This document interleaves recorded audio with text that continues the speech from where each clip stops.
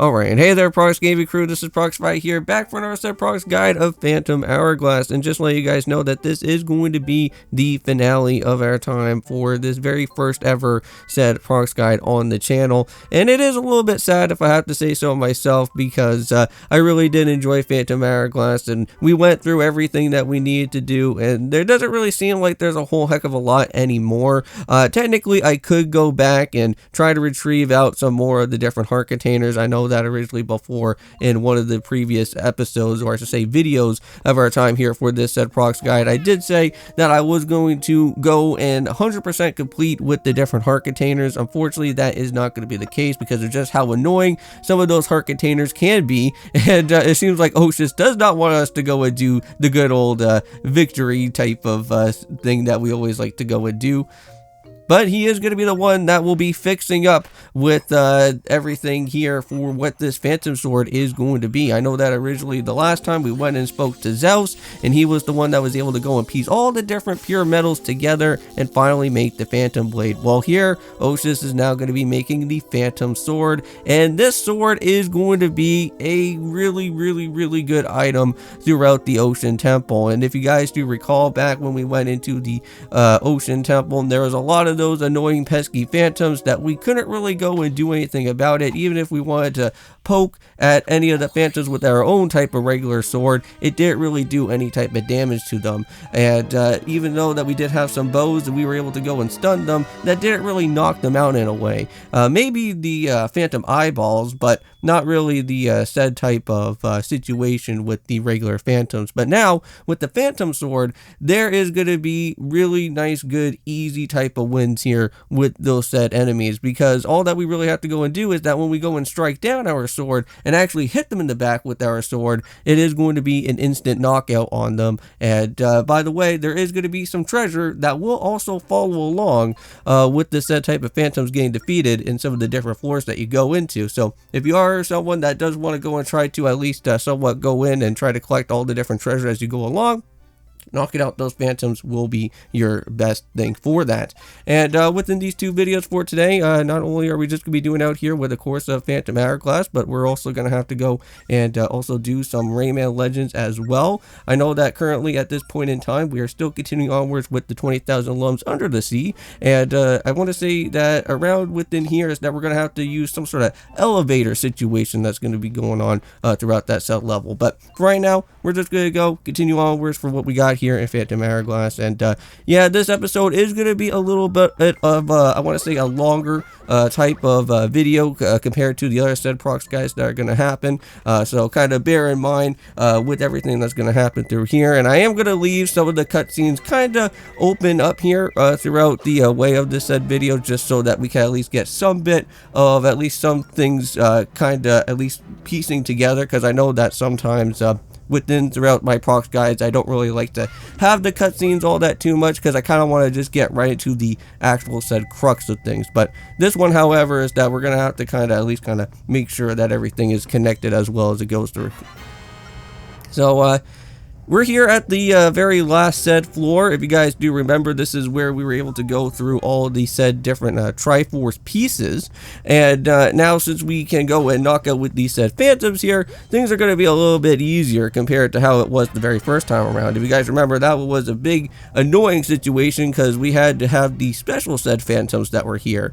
Not only just with the Swift phantoms, but we also had those other said phantoms that do like to teleport around, and whenever you get yourself spotted, and they are not fun.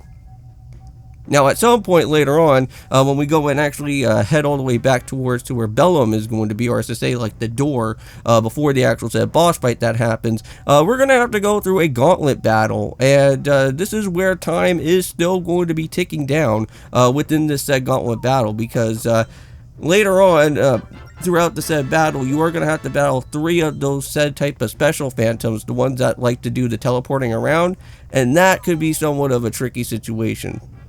But I'll be showing that off to you guys when everything does happen from here.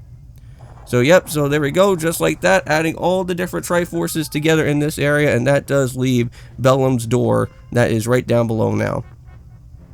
So yep, so here we go. The first part of the gauntlet battle is going to commence. Before, when we went and arrived here, all that we really did was just go and pick up with, I want to say, the northeastern sea chart, and that was basically about it. There wasn't really anything else that was too much going on from there. So after a little bit of some time and going through the different type of phases here, or I should say not really phases yet, but throughout this part of the said battle, we should be able to knock out with the said blue phantoms first. And there we go, and just like that, they're already down and out, but the gauntlet is not going to be stopping anytime soon. So now we got ourselves with the swift phantoms. Now these guys are really annoying. These guys like to move a little bit faster than the regular phantoms, and having 3 of them all in one big circle like this and not even escaping from here is going to be a problem. Well, except that you do have a shovel spot that you can actually go and somewhat blast your way back up to with. Now, you may probably have to get yourself injured because, unfortunately, sometimes when you have to go and dig up that little spot, those phantoms will try to attack you as quickly as they can. But either way, we got that said phantom done, and that does mean that the last of these phantoms are going to be here. These guys are going to be the more trickier of the bunch, and you may potentially be losing a lot of hearts since these guys really do like to kick up a lot of annoyances out here, and you guys will be seeing that. So yeah, after a little bit of some time, I lost all the time that I do actually have, so I am going to be injuring myself in the process. But not to worry, that's not going to become too much of a big ordeal, because right now, this is just right before the boss battle with Bellum. And by the way, there is going to be a special blue teleporter, and this type of teleporter, once it does get activated, you can always go and come back and forth between this area and have no type of problems at all whatsoever. I did also have to go and do a little bit of off recording just to make sure that the teleporting is going to still be there within the actual said Ocean Temple, and of course it is going to still be happening. So just like how once we went and did like the orange said teleporter from before and we opened up with that area, that one is not going to be going anywhere anytime soon. So just like this blue one here, kind of like with all the other different boss battles that we went through the different dungeons, we can always go and return back to this spot. So let's go and head all the way up, and this is where I am going to have to go and kind of realign with my Wii U. And as you guys go and see, we actually have our screen a little bit of a much smaller type of way, but even though that you guys can't really go and see it right now from the layout, but I had to do some adjustments and kind of have my Wii U gamepad, I guess, in a more of a vertical type of way instead of horizontally type of way, because this is where you're going to be wanting to use the top part of your screen most of the time. That's going to be happening because you can't really go and use the bottom as your main component source here, because what's going to happen is that we're going to be starting off with the first phase of Bellum, and what's going to happen here is that we are going to have to use the grapple hook. And now be careful when you're going to use the grapple hook, because he is going to be spitting some annoying type of eye monsters out of here, and that is going to be causing a little bit of some problems. But however, just keep on knocking down his eye there, and unfortunately there's going to be some times where he will start to move away from the situation of the battle, but not to worry, you do have your grapple hook, so you can just keep on pulling them across back to you as best as you can, kind of like what we did with Goma in Wind Waker and that type of way. But now we go and move into the second part of what this little first battle is going to be. And now he's going to go and try to go up into the second floor. Now this part here in particular is that we're going to have to hit all of his different eyes that are going to be a part of his tentacles. Now at some point later on afterwards, when you go through the particular type of, well, segment again, because we are going to have to go and do the bottom part once more, but later on when we go into like the top floor, like the highest floor from here, that's when the eyeballs are going to start blinking, and unfortunately with those eyeballs blinking, it's going to take a little bit of some time to at least time out the bow and arrow attacks. So just make sure that you have enough arrows on you. I'm pretty sure that those eye monsters that are normally around over here that get spit out do actually have like extra arrows, so even if you are going to be in a problem where you are going to be running out of arrows, which you really shouldn't, but if you are somebody that's not really the best of like arrow practicers out here, then I'm pretty sure that you should be okay by this point. Alright, so just keep on knocking those eyeballs as best as you can. Unfortunately, they are going to become somewhat of a troublesome enemy to be around with Bellum, but you should be okay. It's not going to be as bad, but here we go. I think by this time now, just have to go and pull him across again. keep on knocking them down, and just like that, we are now going to be moving to the last segment here of the first phase. So this is where this part is going to get a little bit trickier now, because every time that we start walking up through these stairs, these eyeball monsters are going to just start showing up every so often. Alright, so here we go. So now this is where the eyeballs are going to start blinking around. I'm pretty sure that even on the top floor as well, they'll start doing this too. So just be very careful that you time everything out right. Line it up, hit them directly right in the eyeball, and not to worry if you are kind of wondering if these eyeballs are gonna like come back together at some point if you don't hit them all. I'm pretty certain I don't think they do that, because like the eyeballs, I'm pretty certain that do get hit actually stay like that. But I could be wrong. Somebody could actually let me know in the comments down below, because I may probably not know things all that too much. If somebody has a little bit much of a better idea about how this battle works compared to I do, that's always greatly appreciated. But we're almost there. Just have to just watch out with those eyeball monsters. But now we have to go and head all the way up to the highest floor now. So again, just hit all those different eyeball goop monsters that are falling down from the ground. And now, just like how we did it before on the second floor, we just have to just kind of repeat the process again. So just hit all the eyes as we go along. Just have to make sure that you time them out properly, even though that they do like to blink now. But after once you're all said and done within this actual particular part of this first phase of the segments that are going on, we will be moving into another said phase. Now, this part in particular is going to be happening where Bellum is actually going to start like running around the actual said bottom part of the screen, and we're going to have to use our special, I guess, thing that is going to happen with Celia at some point, which we'll get a little bit more into that when the time does happen. But for right now, we just have to just keep on at least dodging around throughout his different hits as we go along here. And there we go, and just like that, all the eyes are down, but we got some sort of random thing that's going on here. I guess this is something that's going to be a part of Celia. So now, I guess, whatever type of orb that has been going on, basically now Celia does have some sort of power where she can actually be able to send out orbs to us. And these type of, like, special, like, time orbs or something will actually help put a stop to Bellum and actually make the time freeze. Now, this is where things could get really, really difficult, because I remember when I went and first played through Phantom Hourglass the first time that I did this on the actual said DS, not on Wii U in particular, because I think on the Wii U it's actually a little bit easier for this. Is that you can actually draw the figure 8 in a way so that you can actually create the Phantom Hourglass. And sometimes on the DS it could be a little bit hard because of just how small the actual touchpad screen is. But here on the Wii U, things could actually be a little bit easier. It's just that you just have to kind of at least just make sure that you at least time that out properly, except for that part there.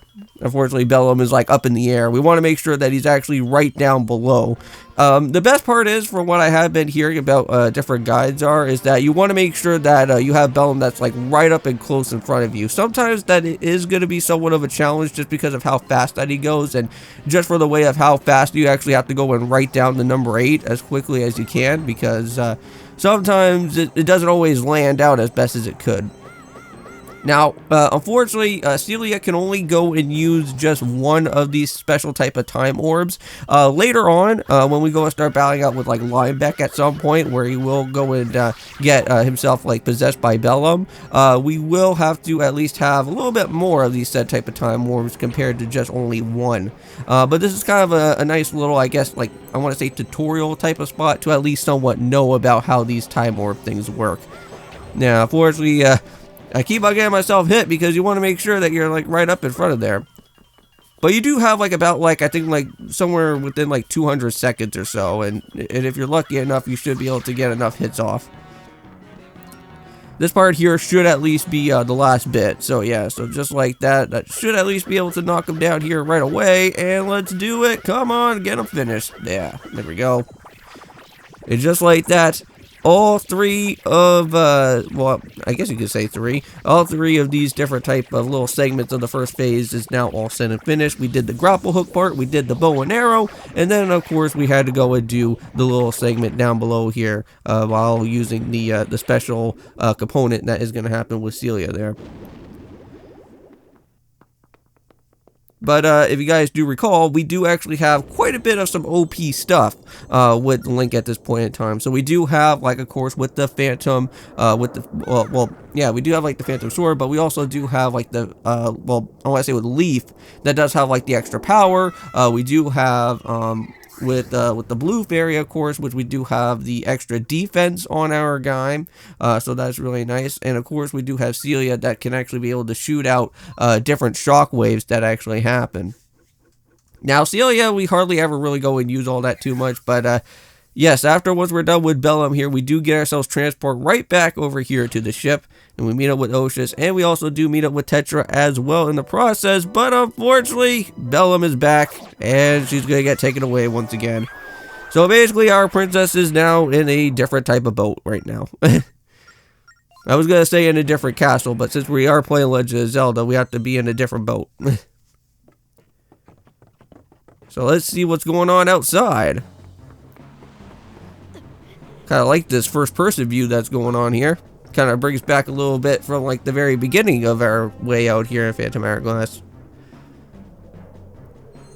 But, yep, as we go and see right now, Bellum is up in the air with Tetra, and it looks like he's going to start making his way over to his own boat. And this is where we're going to have to do a little bit of a boat battle thing that's going to be happening. I think if I vaguely remember, I think in Spirit Tracks, there is a train battle that you have to go and do at the very end of the game, which I know that that's like pretty fun, but also can be a little bit annoying. This one here in particular, for what this battle is, with the boat battle, is actually not too entirely bad. But if you have been on your way of collecting different type of treasure ship parts at this point in time, and if you have been like piecing things out together and you've been building up more of your hearts as you go along, this could actually somewhat help you. But now for us, I know that we don't really have a whole heck of a lot of hearts. We only have about like, I think like what, like 4 hearts at this point in time. So we have to be really careful for what we're going to happen around over here. But as long as you can go and hit all those annoying little purple goop things that are getting flown in the air like that, just like how we did before with some of the other different enemies that we have went and fought, you really shouldn't have that much of a problem. But there is going to be like some of those eyeball monsters that will give you green hearts back. So even if you are going to be like in somewhat of a problem, not to worry, you will get at least like at least some sort of heart back throughout one of those battles, or one of those type of enemy attacks there. But now this is where the game is going to want us to save, which that is super nice that this game allows us to go and save before. But yes, this is where you want to make sure that you desperately need to go and save, because if you don't save now, you basically restart all the way back from the Ocean Temple, and that is not fun. Because you don't really want to hit the no button to save. Oh no, Tetra. Oh, jeez. Yep. Bellum's got Tetra again. And just, oh god, the ship! Oh no, all of our time just trying to build that ship is now completely destroyed. Oh god, it's like One Piece all over again. Yeah, if you guys remember, like, what happened with the, with what happened to Luffy's boat at the very, well, I think his very first boat, actually, it got, like, completely, like, decimated, right? And then later on, I think that's how we got to Sunny later, right? But, oh geez.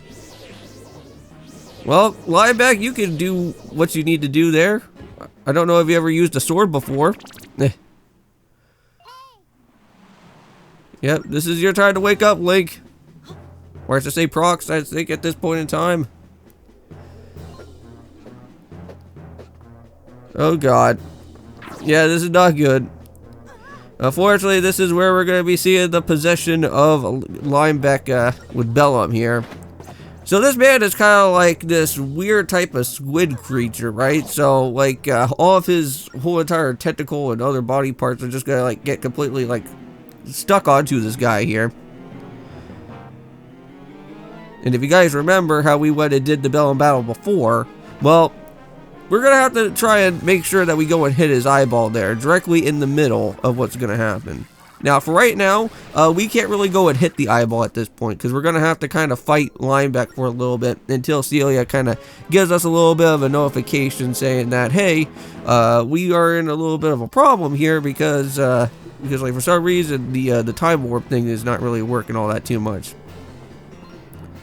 So yeah, we're going to have to try and hit his back. So all that we're going to have to try to do is just figure out a way on how we're going to be able to do it. And there we go, just keep on hitting around a little bit. Unfortunately, there's nothing that we could go and do. But now, this is where we're going to run right on into with this little segment here. Now, unfortunately, during this said battle, is that Celia is actually going to get captured by Lineback. And she's going to be basically stuck behind Lineback for the time being. But what we can go and do is fight Lineback for a little bit and try to make sure that we at least get some Time Wars back. So for right now, what we're just gonna have to do is that not really try to run around in circles for a little bit, but at least try to well, we just have to watch out for that hit right there.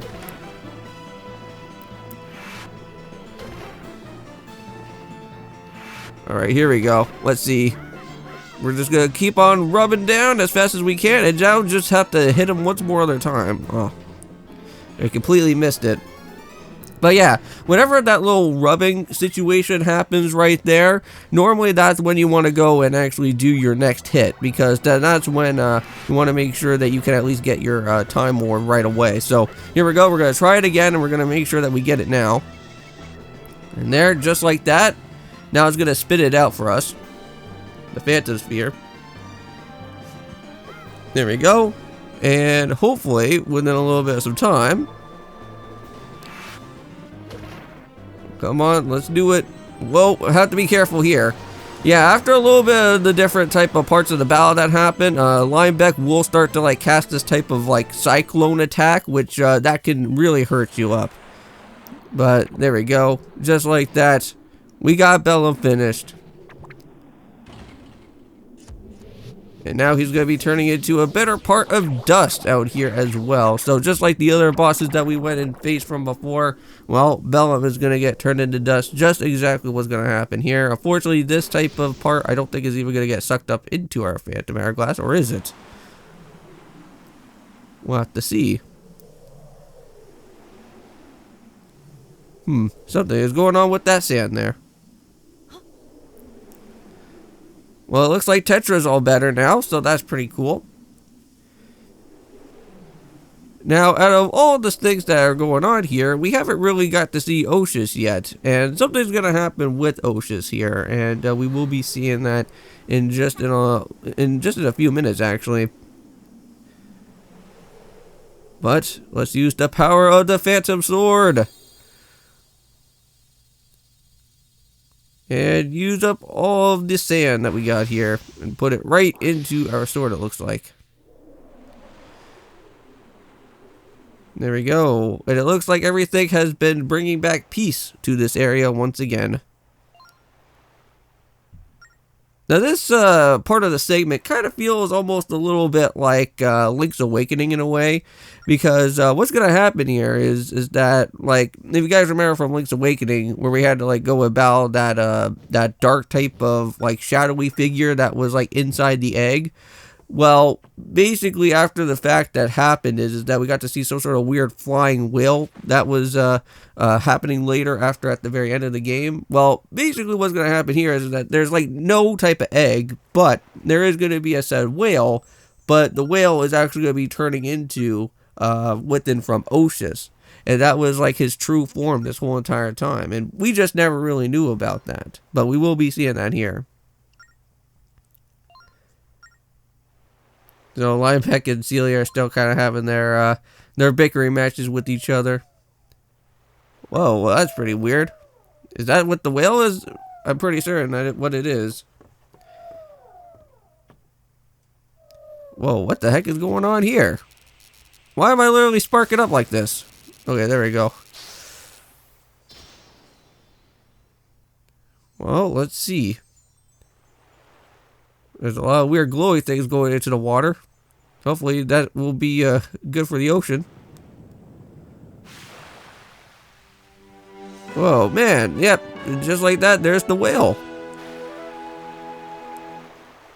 And while we are going through this part, I do want to kind of just say my last and final words out here is that hopefully you guys do go and check out the Skylander Spiral Adventure review. I just went and got all my B-roll footage that I do need. I just went through all the different audio parts for the audio recording. All I have to go and do now is just piece out all the, well, basically all the B-roll footage together.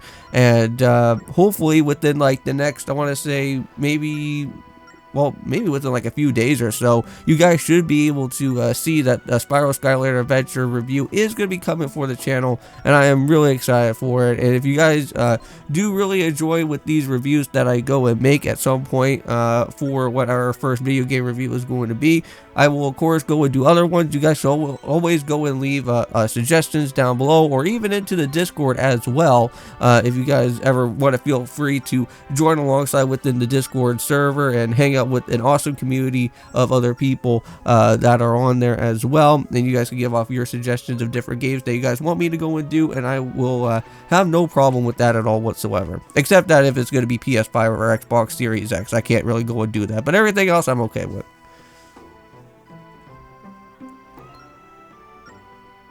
So now, unfortunately, it's going to be the sad time where everything is going to be starting to slowly disappear into the fog, just like Oshus, and unfortunately, just like the rest of the other said fairies that are here. Well, you know, it has been fun while it lasted. We beat it, Bellum. We got through all the different heart containers that we needed to pick up with. Well, I say most of them, like maybe 90% of it.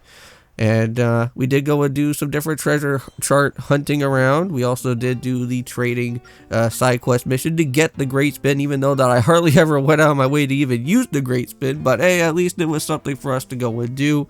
It was just a little side thing just to get everything finished. But thank you guys so much for going and checking out with this series. I want to say that this Prox guide was really fun to get back into for what this game here is for Phantom Hourglass. Originally, this series was supposed to be like the very first actual set Let's Play for this channel. And you know what? I'm happy to say that here within Phantom Hourglass, I can say that kind of having a little bit of a fresh restart within this channel and not really doing much of a Let's Play, but more so of a guide for you guys, makes this game really fun for me, and this is really special, and I can't wait till I go and jump into another Legend of Zelda game at some point, or even something else down the road. I'll see you guys in the next one, and enjoy this last final part of it, and of course, peace.